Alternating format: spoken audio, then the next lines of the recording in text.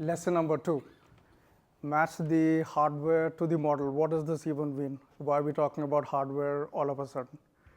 The answer is, until you finish a POC, you don't really fully appreciate how expensive it is to use AI in production.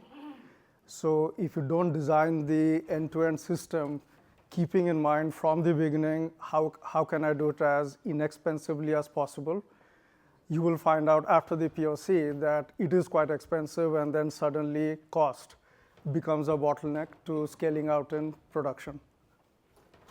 And this manifests in several ways, right? And I think it also ties back to one other point that we made at the beginning of this talk, which is you first have to pick the right models. For object identification, we use the tried and tested model that's not even transformer or diffusion based.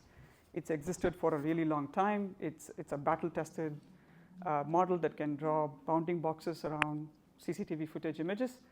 But it's an extremely small model, and we didn't want to waste precious H100 capacity on hosting these models. And there we employed different techniques like packing n number of model copies onto a single GPU. You could also explore the possibility of using A100s or previous generation hardware to host some of these smaller and simpler models. And then you right size your available capacity for the the powerful LLMs.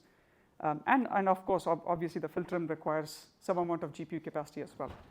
In doing so, what you're trying to accomplish is to say, what is your minimum hardware footprint that is required to host this pipeline?